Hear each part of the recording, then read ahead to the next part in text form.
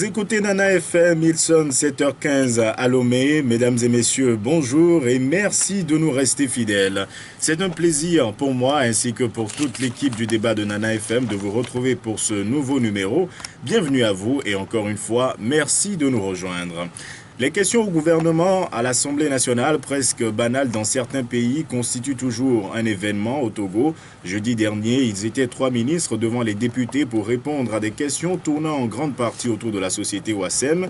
Mais comme souvent, les réponses n'ont pas comblé les attentes des parlementaires issus de l'opposition notamment. Alors ce matin, nous nous interrogeons, le pouvoir législatif fait-il le poids face à l'exécutif au Togo ? Mais pour en parler, nous sommes avec Maître Isabelle Ameganvi, présidente du groupe parlementaire ANC. Bonjour Madame Ameganvi. Bonjour. Nous tenons à préciser que la même invitation a été envoyée au vice-président du groupe parlementaire UNIR, mais malheureusement, ils ne sont pas avec nous ce matin. Et vous, auditeurs, pouvez participer à ce débat dès maintenant via la page Facebook de Nana FM et dans une vingtaine de minutes par téléphone sur le 22 52 47 79 ou le 91 09 71 71. Je reprends pour vous les numéros de téléphone par lesquels vous pourrez participer à ce débat dans une vingtaine de minutes, le 22 52 47 79 ou le 91 09 71 71. Nestor Glo est à la mise en onde. Je suis Antoine Afanou. Le pouvoir législatif fait-il le poids face à l'exécutif au Togo? C'est le thème du jour. Alors pour commencer, Maître Isabelle Ameganvi, je l'ai dit en introduction, jeudi dernier, face à 3 ministres du gouvernement, certains députés de l'opposition parlementaire ont souhaité avoir des réponses à un certain nombre de préoccupations. Que vouliez-vous savoir concrètement ? En réalité, il faut préciser que lorsque l'affaire Ouassem a été référée sur les médias de la place, dès que les journaux ont commencé à en parler et autres, il y a, je crois, c'est le 7 août 2016, c'est vous dire, que les députés Chabouré Gogué, Nagbandja Kapatib et Jean Kissi ont déposé sur la table de l'Assemblée une question d'actualité au gouvernement dans laquelle ils souhaitaient savoir si la société Ouassem bénéficie ou non du statut des entreprises de la zone franche et si connaître la nature du contrat liant la société à l'État et avoir la liste des actionnaires de cette société-là. Dans le même ordre, précisément le 8 septembre 2016, les députés Ouro Akpo-Tchaniao et Alphonse Pogo ont également déposé une question d'actualité au gouvernement sur le même dossier, mais les questions étaient un peu différentes. C'est-à-dire que ces deux députés voulaient savoir les conditions dans lesquelles le statut de zone franche également effectivement accordé à Ouassem, les modalités de gestion des avantages accordés, du suivi et du contrôle de conformité des entreprises admises en zone franche, l'organisation et le fonctionnement des structures administratives en charge de cette mission et autres des informations que le chef de file de l'opposition avait par courrier demandé à l'époque sur une liste de sociétés donnée au Premier ministre, laquelle lettre était restée sans réponse. Alors, ensuite, troisième question, puisqu'il s'agissait de 3 questions qui ont été posées. Le député Jean Kissi avait déposé depuis le 17 avril 2014. Depuis le 17 avril 2014, également une question d'actualité qui concerne la production du clinker et l'utilisation des fonds versés par la SMPT aux préfectures de Vaud-de-Jours et des Lacs et sur la rupture du contrat de la société exploitant le fer à Bangély. Donc voilà les 3 questions qui avaient été posées. Je fais observer que ces 3 questions sont dans le règlement intérieur ce que nous appelons les questions d'actualité. Des questions d'actualité, comme leur nom l'indique, sont des questions qui sont des questions d'intérêt national qui remuent l'opinion nationale et même des fois internationale au moment. Voilà, voilà. Et que du fait de leur importance et de leur urgence, qui méritent d'être traitées de toute urgence. Or, je vous fais observer que la question concernant le fer de Bangély et l'utilisation des fonds de la SNPT a été posée depuis 2014 et même le sujet relatif à l'affaire Wassem, il y a eu une question qui a été posée en août et l'autre depuis septembre. Pour une des questions d'actualité, c'est vrai qu'il s'est passé beaucoup de temps avant qu'on ne puisse répondre. Mais de telle sorte que ces questions, bien que un temps assez long se soit écoulé, ces questions restent d'actualité. Et donc, au niveau de la conférence des présidents, nous avons attiré l'attention au niveau de la conférence des présidents sur le fait que la seconde fonction de l'Assemblée, qui est de contrôler l'action gouvernementale, peine à être réalisée. C'est pour ça que j'ai beaucoup apprécié le thème de votre émission aujourd'hui par rapport, et je crois qu'au cours de ce débat, nous allons essayer d'y répondre. Alors, mais dans tous les cas, nous avons fait en sorte que ces questions-là puissent venir à l'Assemblée nationale pour que les ministres puissent s'expliquer et que les députés que nous sommes, nous puissions par après, eu égard aux réponses qui nous ont été données par ces ministres-là, voir ce qu'il y a lieu de faire et accomplir notre mission de contrôle de l'action gouvernementale autant que faire se peut. Alors, avant d'aller dans les détails des réponses qui vous ont été données, est-ce que ce décalage, justement, n'est pas trop important? C'est-à-dire que des questions qui provoquent des remous au sein de la société soient laissées pendantes pendant 2 ans. Le cas, par exemple, du fer de Bangély, avec toutes les manifestations qu'il y a eu autour, vous êtes les élus du peuple. Est-ce que ce décalage, vous le comprenez? Pensez-vous que cela est un objectif précis? Oui, je crois que c'est ce que les Togolais ignorent. Parce que, vous savez, depuis un moment, j'ai l'habitude d'entendre dans les émissions sur les radios, dans les presses, que les députés ne font rien, et ils sont là, ils touchent des sommes faramineuses, etc., ne rien faire, à tourner les pouces, en même temps, quand des questions traînent pendant 2 ans, est-ce que ce n'est pas légitime de se poser cette question? Voilà ce que j'entends. Or, ce que les gens ne se donnent pas la peine de savoir, c'est de savoir à quoi c'est dû. Est-ce que c'est de la faute aux députés? Vous avez vu la célérité avec laquelle nous avons posé la question. Je rappelle que quand les événements malheureux de Mango c'était posé le jour même, c'était un vendredi, je me rappelle plus de la date exacte, mais c'était un vendredi, on était en pleine séance plénière lorsque nous avons été informés par des SMS et autres que nous recevions des événements qui se passaient à Mango. Le jour même, l'après-midi même, à la sortie, j'ai déposé une question sur la table de l'Assemblée nationale, question d'actualité. Et bien évidemment, comme il y a eu mort d'homme et tout ça, la célérité a été faite à telle enseigne que dès le mardi de la semaine qui a suivi, cette question-là était venue en plénière à l'Assemblée nationale. Alors, ce que je voudrais dire par ici, c'est que les députés accomplissent leur mission, posent les questions. Et lorsque les questions sont posées, ces questions sont déposées sur la table du bureau de l'Assemblée nationale, qui les transmet au gouvernement. Et donc, les structures de l'Assemblée nationale, notamment le président de l'Assemblée nationale, est en contact avec l'exécutif pour programmer, encore que l'Assemblée nationale a la maîtrise de son agenda pour programmer la séance au cours de laquelle. Je me rappelle que lors de l'ancienne législature, tous les jeudis, nous avions, lorsque on avait dans le rôle de l'Assemblée nationale une question d'actualité, une question orale avec débat au gouvernement, les jeudis étaient consacrés à cela. Et pratiquement tous les jeudis, bon, lorsque le rôle était épuisé, il n'y en avait pas, mais pratiquement tous les jeudis, ces questions-là passaient. Mais le problème de cette législature, c'est que ces questions-là sont posées. Elles sont posées dans le temps. Vous avez vu pour Wassem, c'est en août que le problème a commencé à remuer l'opinion, voilà, les Panama Papers et autres. Donc en août, sans coup férir, la première question a été déposée. Septembre, même question a été déposée. Et il a fallu attendre jusqu'au mois de novembre avant. Pourquoi? Parce que les ministres qui sont interpellés ne viennent pas.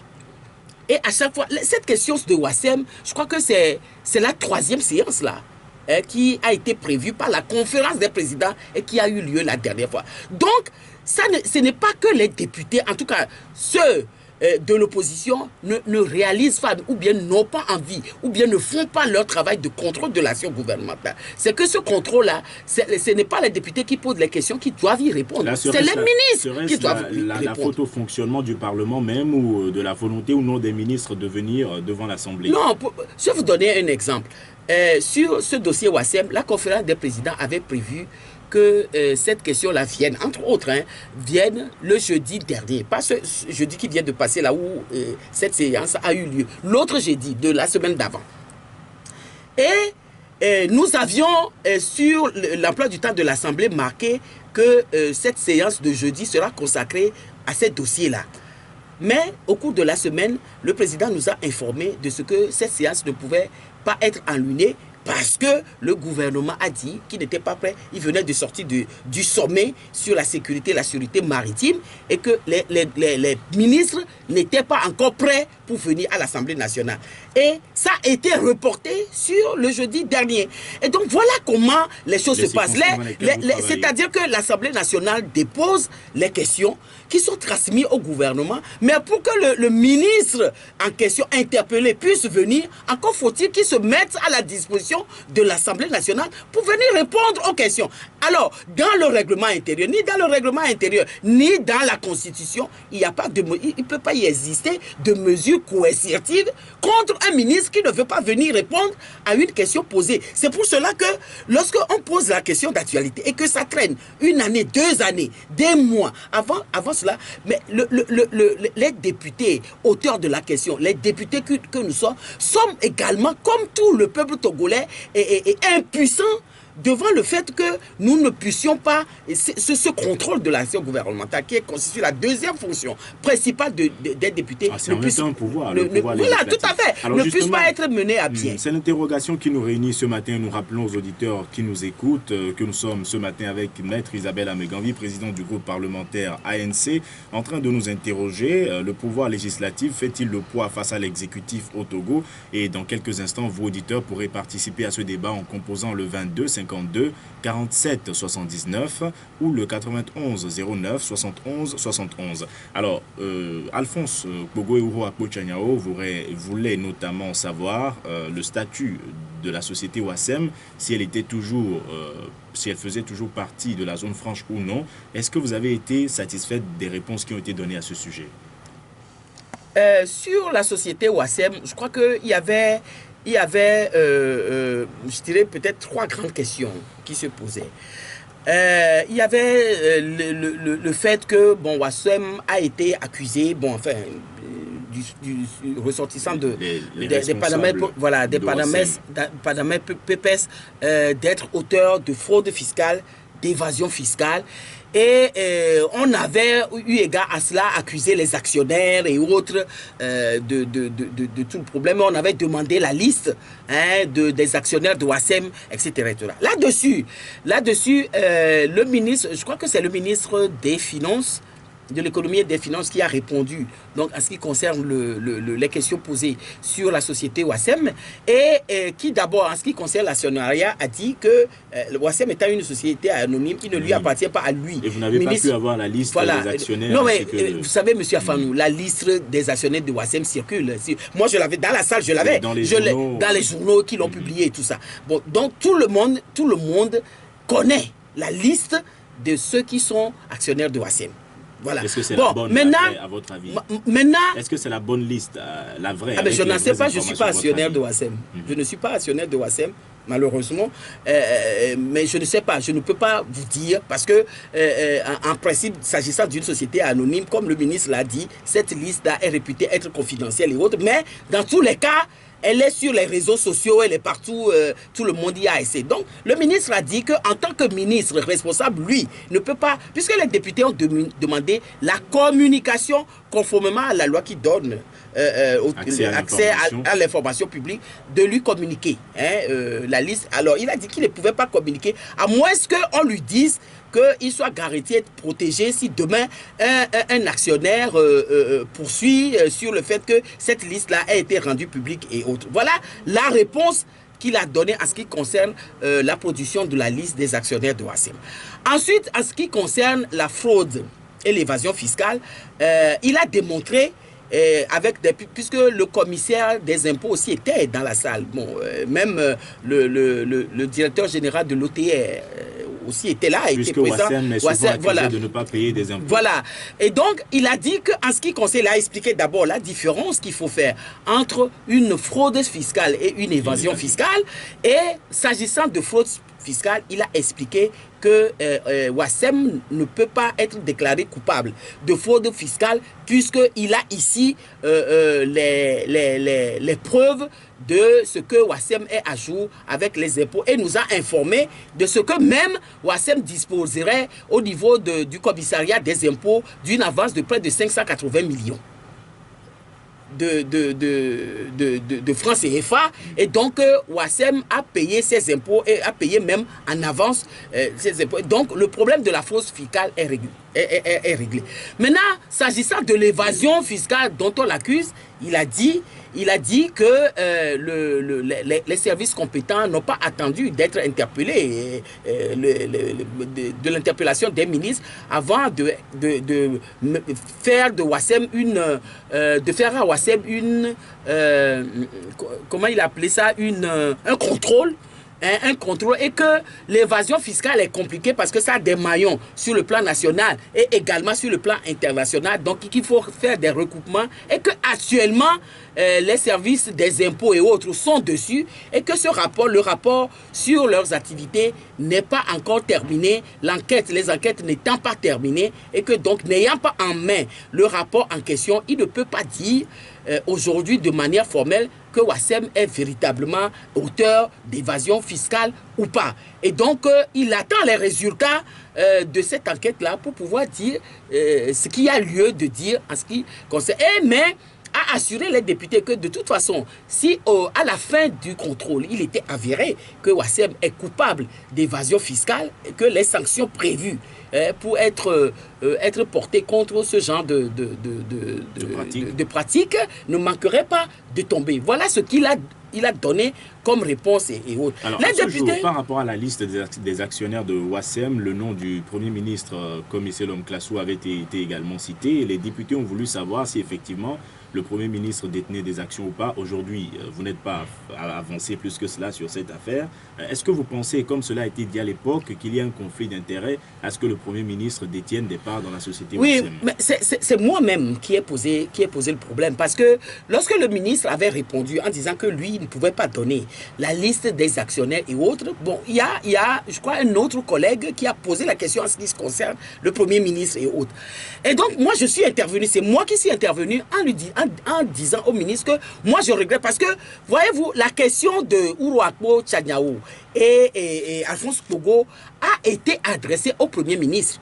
Ce n'est pas au ministre des Finances que c'est le Premier ministre qu'il voulait écouter. Voilà, c'est le Premier ministre, puisque le nom du Premier ministre a été cité comme actionnaire dans cette affaire. Et moi, j'ai dit, puisque la séance était publique, les journalistes étaient là, j'ai dit au ministre des Finances que je regrette que le Premier ministre n'ait pas répondu à la question lui-même, telle que cette question-là lui était posée. Parce que le Premier ministre serait venu, que lui, par exemple, aurait pu donner les informations s'il décidait. Puisque le ministre des Finances était coincé, bon, à la limite, par le secret professionnel dont je ne sais pas si c'est le secret professionnel, non. C'est pas la confidentialité ou bien par le fait qu'il n'était pas en mesure de produire lui-même, conformément à la loi, la liste des actionnaires. Mais le Premier ministre qui était accusé, s'il lui décidait de porter à la connaissance, en tant que Premier ministre du peuple togolais, les informations liées à son nationalité à Wassem, il aurait choisi lui-même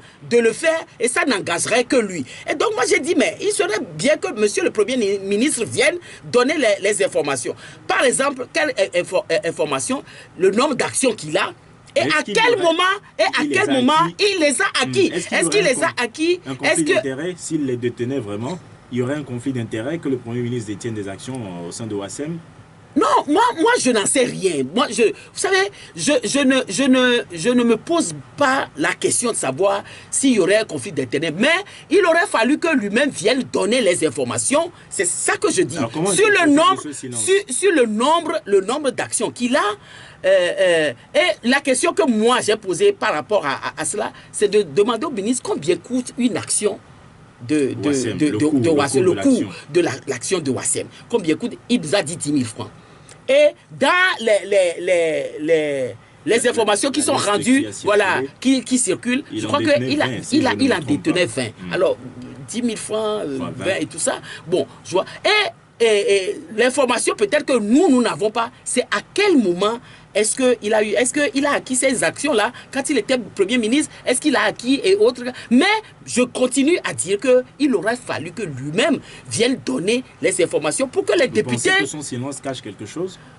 Je n'en sais rien. Non, je crois que en réalité, c'est peut-être le fait que dans notre pays, lorsque vous jouez un rôle public, il faut toute proportion garder, savoir faire la différence entre la vie privée et la vie publique. Et moi, j'estime que moi, si j'étais à la place du Premier ministre, je viendrais donner les informations que les gens voudraient.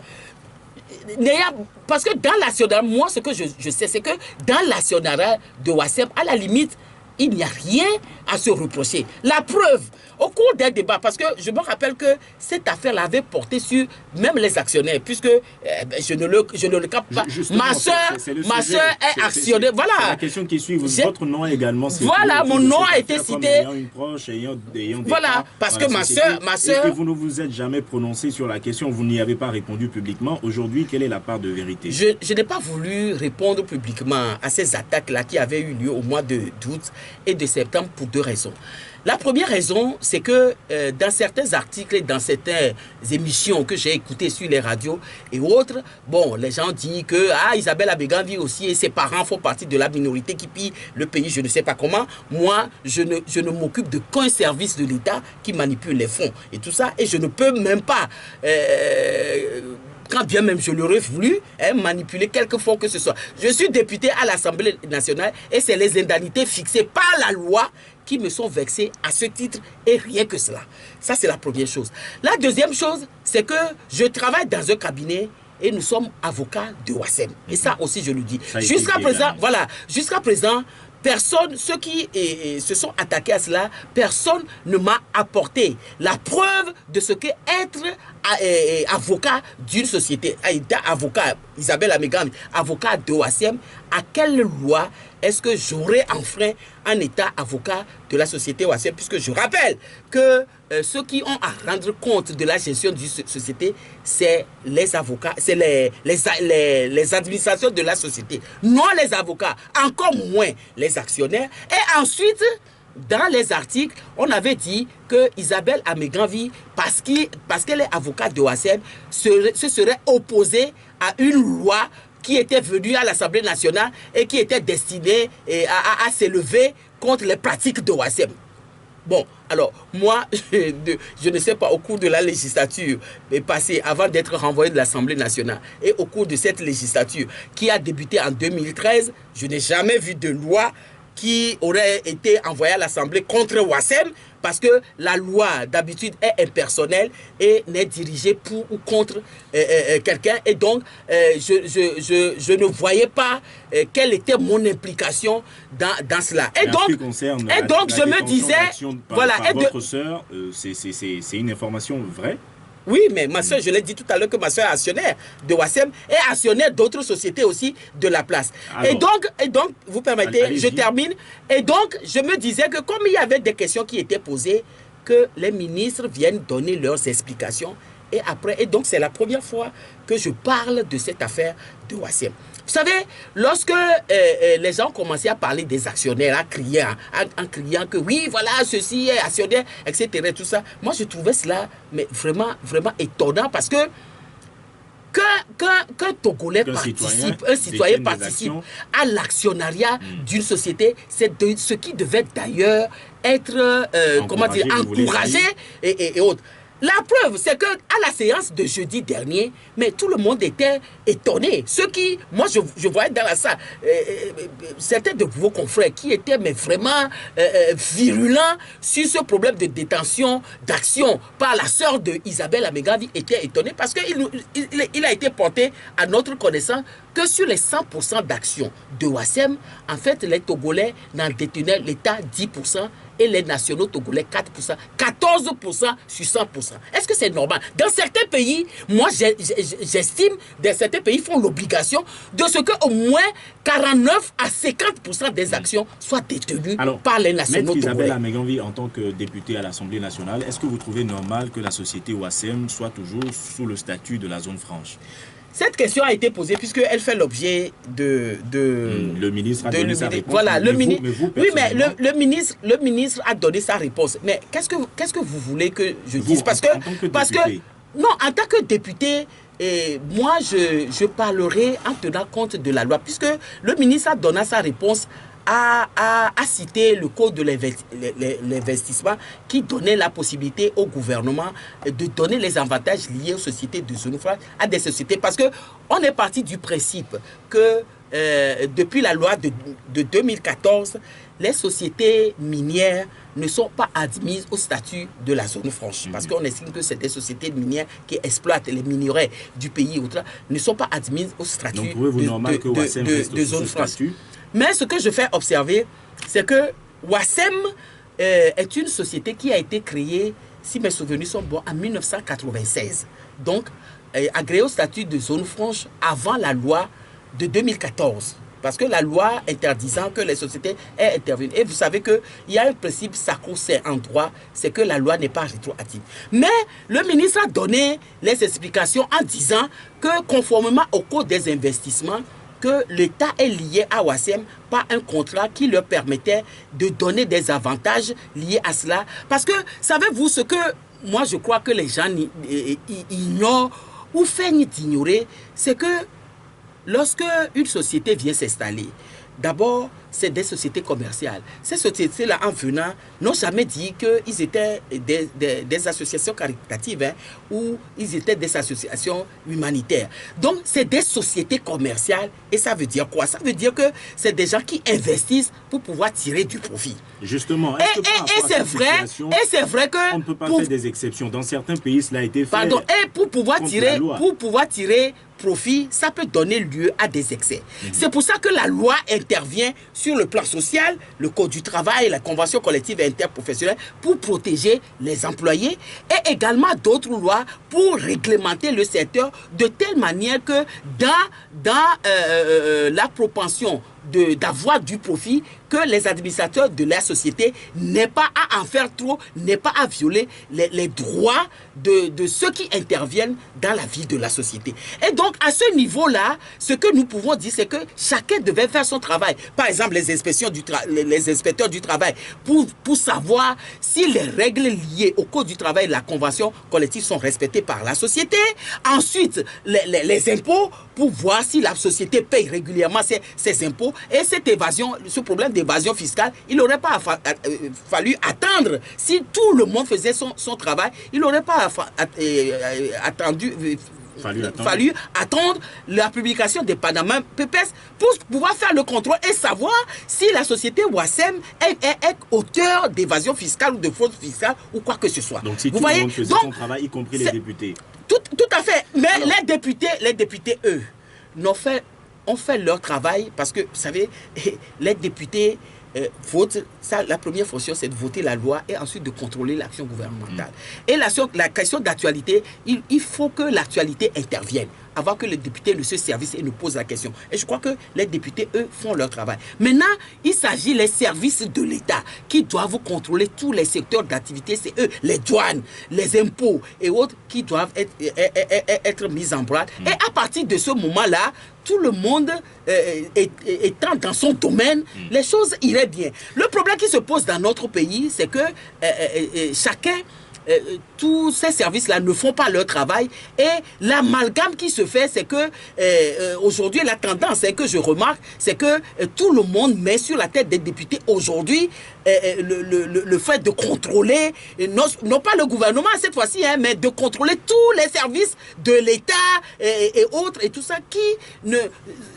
Des compétences qui ne ressortissent pas en fait de la compétence donnée par la Constitution aux députés. Donc ce n'est pas le député qui vérifie si les sociétés doivent être admises au statut de zone franche ou ne doivent pas l'être, etc. et autres, ça c'est du domaine de l'exécutif. C'est l'exécutif et ses services qui doivent faire ce contrôle-là. Ne le fait pas. Est-ce que le législatif, ce pouvoir justement, dans ses prérogatives, ne peut pas aller justement, c'est-à-dire pas dans les détails, mais juste le ministre de l'économie, par exemple, l'interpeller sur ce fait, comme ça a été fait après que les Panama Papers... oui, c'est ce qui a été fait. Après que les Panama Papers aient été publiés. Oui, c'est ce qui a été fait. C'est pour ça que il y a eu, sur l'affaire WASEM, il n'y a pas eu qu'une seule question. Il y a eu, je vous l'ai dit tout à l'heure, il y a eu 2 questions qui ont été posées. Maintenant que les ministres ont répondu et autres, mais les députés auteurs de la question, ou tout député qui a été informé approfondir en reposant encore des questions sous d'autres aspects et tout ça, jusqu'à ce que la clarification totale soit faite.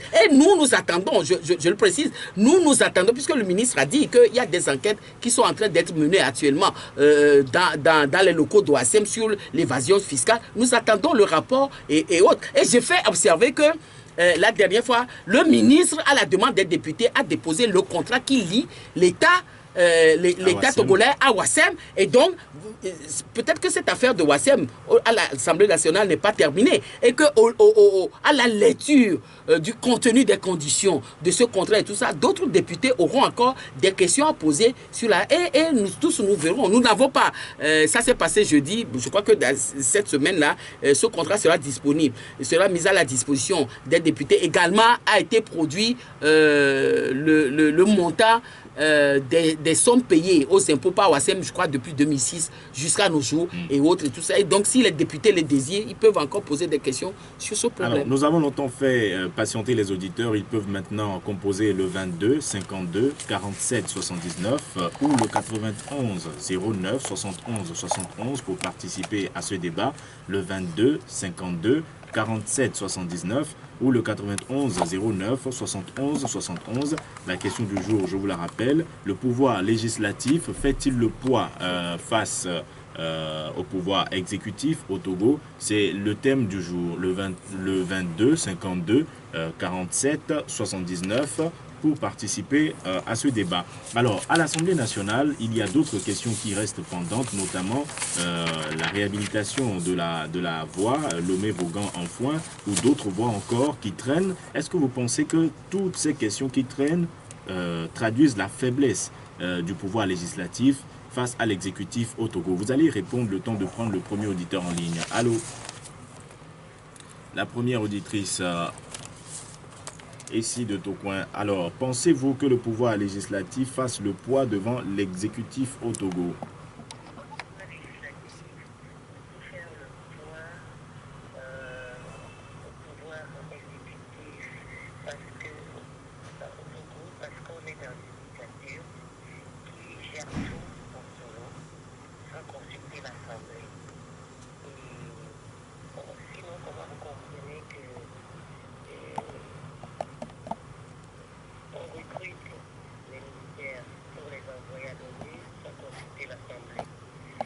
Donc vous pensez que le pouvoir législatif est faible face à l'exécutif? Nous vous disons merci énormément, Madame Messi, d'avoir participé à ce débat. Le 22 52 47 79 ou le 91 09 71 71. Alors, Maître Isabelle Améganvi, l'intervention de Madame Messi va un peu dans le même sens que ma question précédente. Est-ce que vous êtes faible face au pouvoir? Non. En tout cas, moi, député de l'Assemblée nationale, de l'opposition à l'Assemblée nationale, je ne dirais pas que je suis faible. C'est vrai que il y a aussi quelque chose que les gens ignorent en interpellant tout le temps les députés de l'Assemblée nationale. Et la plupart du temps, bizarrement, c'est les députés de l'opposition à l'Assemblée nationale qui sont interpellés et qui font l'objet d'attaques tout le temps en disant, bon, ils ne font rien, etc. Et tout ça. Or, les gens n'ignorent pas que actuellement, à l'Assemblée nationale, la majorité unie dispose de 62 députés, une majorité très confortable à l'Assemblée nationale. Mais dans certains pays, même la majorité, face à un certain nombre de sujets, s'oppose au pouvoir ou au gouvernement. Voilà, le groupe parlementaire que moi j'ai l'honneur de présider ne compte que 18 députés. Vous voyez, le quart, 5 députés, ainsi de suite, et tout ça, toute proportion gardée, l'opposition à l'Assemblée nationale est largement minoritaire par rapport à la... Or, il se trouve qu'à l'Assemblée nationale, le système de décision que nous choisissons, c'est le vote. Et donc, les gens doivent comprendre que, bien évidemment, quel que soit ce que l'opposition ferait à la... Et c'est ça, son problème à la fin, c'est que face au vote à l'Assemblée nationale, qui est le choix de désignation ou bien de décision à l'Assemblée nationale, la majorité passerait toujours. Donc ça, c'est une mise au point qu'il faut faire. Et donc, l'opposition peut s'opposer, comme son nom l'indique, peut... peut-être soutenir, hein, et la plupart du temps dans notre pays, il n'existe même pas de soutien parce que nous combattons tout le temps les décisions et les mauvaises décisions qui sont prises à tous les niveaux et autres. Mais le nombre que nous sommes à l'Assemblée nationale fait que le travail que nous faisons, etc. C'est vrai que, étant à l'opposition à l'Assemblée nationale, nous évitons beaucoup de choses qui doivent se passer. Mais comme la dame l'a dit tout à l'heure, c'est vrai que nous sommes à notre corps défendant victimes d'un certain nombre de choses à l'Assemblée nationale. Et vous savez, cette semaine, j'ai un livre, c'est un livre de Jean-Louis Debré, dont on a beaucoup parlé en France dernièrement. Voilà, ce que je ne pouvais pas dire. Où il a révélé, parce qu'il faut rappeler que Jean-Louis Debré a été le président du Conseil constitutionnel pendant des années et autres, et donc a fait quelques révélations et autres. Et vous savez, à la page 21 de ce livre, le 10 octobre, voilà ce qu'il disait du président de l'Assemblée nationale. Et vous allez comprendre que même en France, les institutions, lorsque elles sont animées par des personnes qui n'arrivent pas à se départir d'un certain nombre de choses, ça donne le résultat que ça donne. Voilà, de l'esprit partisan, ça ne peut donner. Il dit, Bernard Accoyer, c'est le président de l'Assemblée nationale, c'était le président de l'Assemblée nationale française. Il dit, Bernard Accoyer me convie à un déjeuner au restaurant Laurent. Il rêve encore trop d'être ministre. Il est incapable de se détacher de son parti. N'arrive pas à concevoir que son rôle est non de servir le gouvernement et de favoriser la majorité, mais avant tout d'être indépendant, d'incarner l'Assemblée nationale dans toutes ses composantes et d'être à ce titre le protecteur des droits de l'opposition. De lui permettre de s'exprimer et de la défendre si besoin contre les prétentions excessives de la majorité. Alors, voilà ce qui devait se passer à l'Assemblée nationale. Voilà, à l'époque, le président de l'Assemblée nationale en France, sur la page Facebook de Nana FM, Romuald Lotti, il écrit que notre président de l'Assemblée a lui-même dit qu'ils sont là pour accompagner l'action gouvernementale et non la contrôler. Est-ce que vous ressentez cela dans vos séances? Oui, mais c'est ce que nous ressentons. Parce que, vous savez, lorsque dans les séances, les députés de la majorité prennent la parole, le président de l'Assemblée nationale ou les vice-présidents prennent la parole, félicitent le gouvernement, le chef de l'État sur l'instruction, etc. Et tout ça. Des fois, lorsque nous sommes là, nous nous posons la question de savoir si nous sommes à l'Assemblée nationale ou nous sommes à un conseil des ministres. Parce qu'en réalité, féliciter le chef de l'État, le gouvernement et autres, là, ça, les ministres le font bien. Et c'est peut-être leur travail. Mais à l'Assemblée nationale, nous avons pour mission de voter la loi et de contrôler l'action gouvernementale. Et ce qui se passe à l'Assemblée nationale, c'est ce qui est résumé dans ce livre en disant que, mais lorsque vous êtes le président d'une institution qui regroupe plusieurs partis, la preuve en a été donnée la dernière fois. Vous savez, il y a la DEPAC, qui est l'association, je crois, des libéraux et des démocrates de l'Afrique, Caraïbes et Pacifique, qui avait tenu une réunion à Lomé, avec la venue de M. Louis Michel et autres et tout ça. Bon, c'est une réunion qui concerne les démocrates et les libéraux. Nous, à l'ANC, nous ne sommes ni libéraux ni démocrates, nous sommes des socialistes. Il y a d'autres partis à l'Assemblée nationale qui sont des libéraux. Mais imaginez-vous que cette réunion a été organisée sous l'Assemblée nationale, sous le haut patronage du président, c'est même pas du président de l'Assemblée nationale qui a été dit dans les c'est sous le patronage de l'Assemblée nationale. Une Assemblée nationale qui regroupe des partis politiques d'obédience divers qui organisent. Voilà pourquoi. Parce que UNIR est un parti libéral.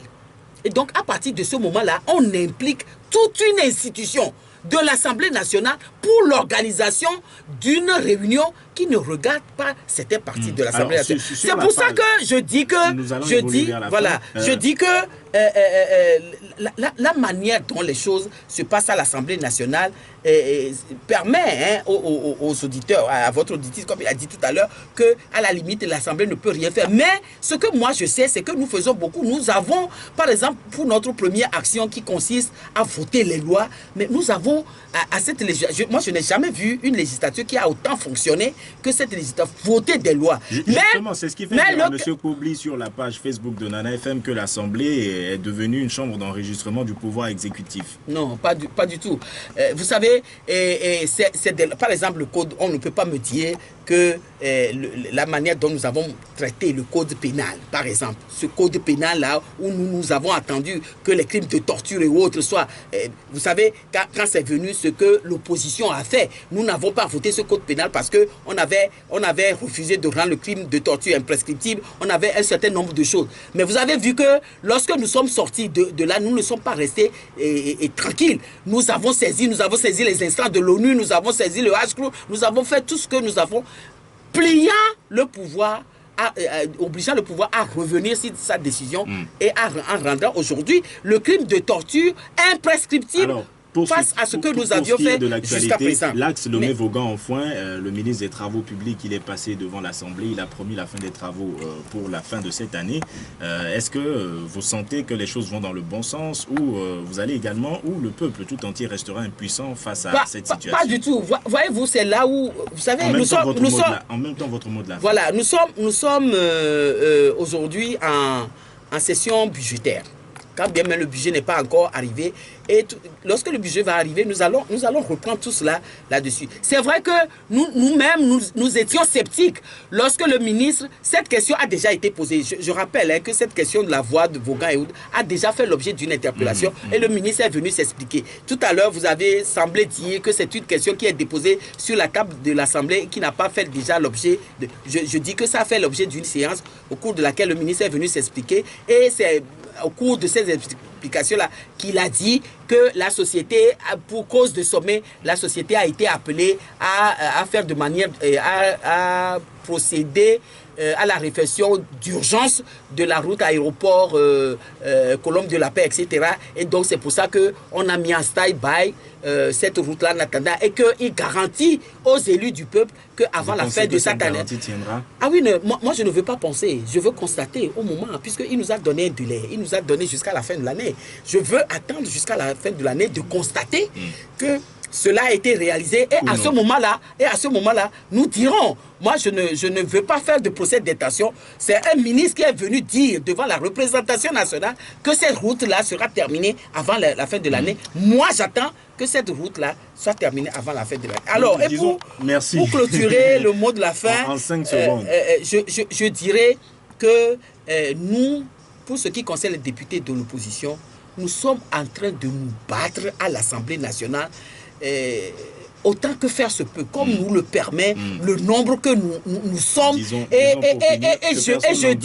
Je dis que nous faisons même au-delà de cela. Et j'inviterai par la même occasion les Togolais à venir constater par eux-mêmes, puisque les séances de l'Assemblée nationale sont publiques, ce qui se passe à l'Assemblée, et de ne pas rester en dehors de l'Assemblée nationale. Quiconque peut y assister.